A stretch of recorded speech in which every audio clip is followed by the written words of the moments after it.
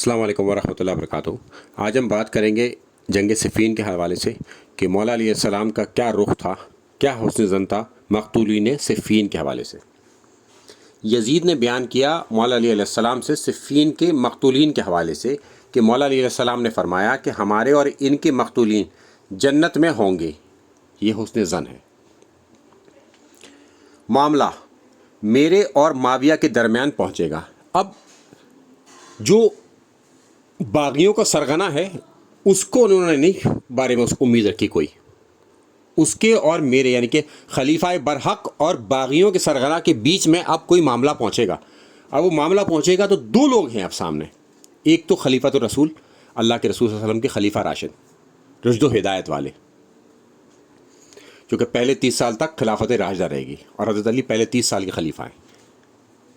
ایک مولا علیہ السلام کو اللہ کے رسول صلی اللہ علیہ وسلم نے پہلے ہی بتا دیا تھا کہ تمہیں مسلمانوں کے خلاف قتال کرنا ہے اسی طریقے سے جس طریقے سے میں کفار کے خلاف قتال کر رہا ہوں، قرآن کی تفسیر کے لیے۔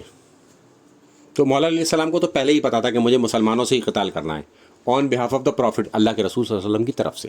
اور اللہ کے رسول صلی اللہ علیہ وسلم نے فرمایا کہ قرآن اور علی ہرگز الگ نہیں ہوں گے حتیٰ کہ مجھ سے حوض کوثر پہ آ کے ملیں گے، کیونکہ حق تو قرآن ہے اور حضرت علی قرآن کے ساتھ ہی رہیں گے۔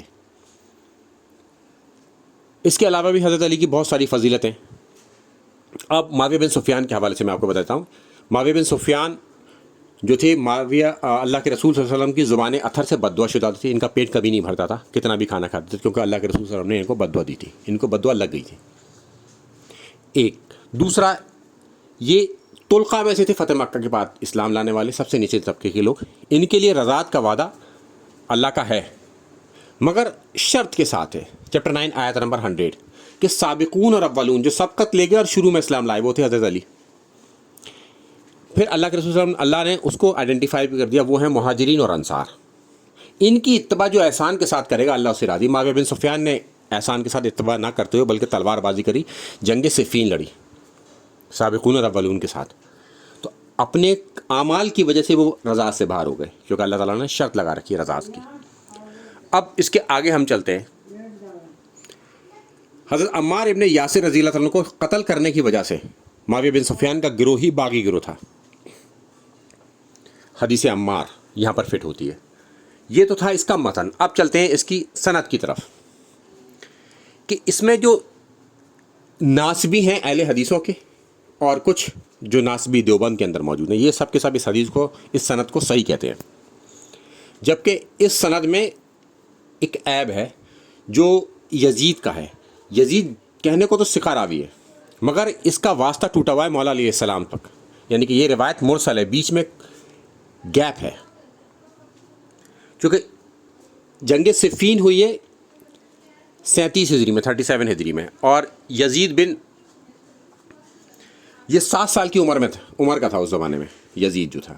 تو اس کو امام ذہبی کہتے ہیں کہ یہ حدیث صحیح نہیں ہے، یہ میرا کوئی قول نہیں ہے، امام ذہبی کا قول ہے جو پرکھنے کی کسوٹی ہیں، وہ خود کہتے ہیں کہ یہ حدیث ضعیف ہے، چونکہ یزید کی حضرت علی کے سے روایت صحیح نہیں ہوتی۔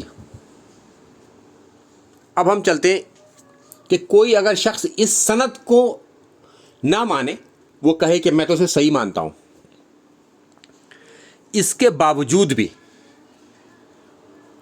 مولا علیہ السلام نے ان جاہل عوام کے لیے یہ امید ظاہر کی ہے کہ جن لوگوں کو پتہ نہیں تھا، ولغرا کے جن کو جنگ کے لیے اکسا کے لایا گیا اور وہ قتل ہو گئے، یہ ان کے لیڈرز کے لیے نہیں تھی جنہوں نے جھوٹ بول کر برگلایا خلیفہ کے خلاف، ان کے لیے انہوں نے حسن ظن نہیں کیا، انہوں نے نمازوں میں معاویہ بن سفیان اور ان کے دیگر لیڈران کے لیے قنوت نازلہ پڑھی کہ برباد ہو جائے معاویہ اور اس کے شیعہ، اللہ تعالیٰ انہیں غرق کر دے۔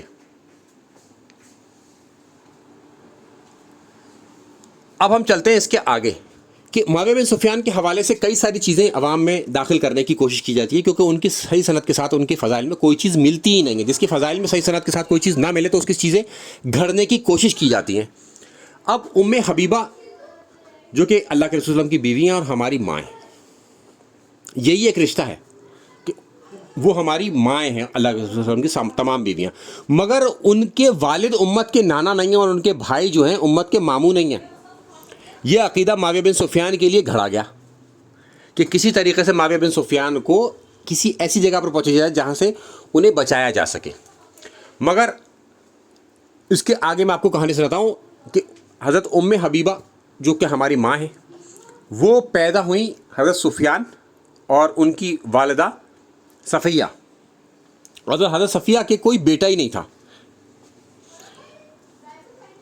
اب آپ اس یہاں سے اندازہ لگائیں کہ ان کے کوئی بیٹا ہی نہیں تھا، پھر بھی امت کا ماموں بنانے کی کوشش کی جاتی ہے۔ پھر اس کے آگے ہم چلتے ہیں کہ معاویہ بن سفیان جس کا نام دوسرے نمبر پہ لکھا ہوا ہے، یہ ان کے ہاف بردر تھے، یعنی کہ سوتیلے بھائی، سوت سے جو پیدا ہوتا ہے۔ اصل میں ایک ہوتا ہے کہ جس کا باپ ایک ہو، دو بیویاں ہوں، اسے کہتے ہیں ہاف، اور دو الگ الگ باپ ہوں تو وہ ہوتے ہیں اسٹیپ۔ انگلش میں یہ فرق ہے، مگر ہماری عام زبان میں اس کو سوتیلا کہتے ہیں۔ تو امت کے سوتیلے ماموں ہوئے، اگر عقیدہ بھی گھڑ لیا جائے، یہ گھڑا ہوا بھی عقیدہ صحیح نہیں بتا سکتے آپ کو کبھی بھی۔ اور ہماری ماں پیدا ہوئی تھی بنو امیہ میں، اور اللہ کے رسول صلی اللہ علیہ وسلم سے جب ان کا نکاح ہوا تو پھر وہ اہل بیت میں داخل ہو گئے۔ نکاح ہونے کی وجہ سے وہ اہل بیت میں داخل ہوئی، اور اگر انہیں طلاق ہو جاتی جو کہ نہیں ہوئی تو پھر وہ اہل بیت سے باہر ہو جاتی۔ یہ ہے بائی ورچیو آف میرج، شادی نکاح کی وجہ سے وہ اہل بیت ہیں۔ تو اس حوالے سے بھی لوگ کافی کوشش کرتے ہیں کہ معاویہ بن سفیان کو کسی طریقے سے اہل بیت میں ہی چپکا دیا جائے۔ جس کا نکاح ہوا وہ اہل بیت میں ہوا، نہ کہ اس کے گھر والے اہل بیت ہو جائیں گے۔ کبھی حضرت عبداللہ ابن عمر رضی اللہ تعالیٰ کے حوالے سے کبھی کسی نے یہ نہیں کہا ہوگا کہ وہ امت کے ماموں ہیں، کیونکہ ان کی بھی بہن کی شادی اللہ کے رسول صلی اللہ علیہ وسلم سے ہوئی تھی، کیونکہ ان کے فضائل اتنے زیادہ ہیں، انہیں ضرورت ہی نہیں گھڑنے کی۔ گھڑے تو اس کے لیے فضائل جاتے ہیں جس کے کوئی فضائل ہی موجود نہ ہوں، اور ہوں بھی تو سب کے سب ضعیف۔ السلام علیکم ورحمۃ اللہ وبرکاتہ۔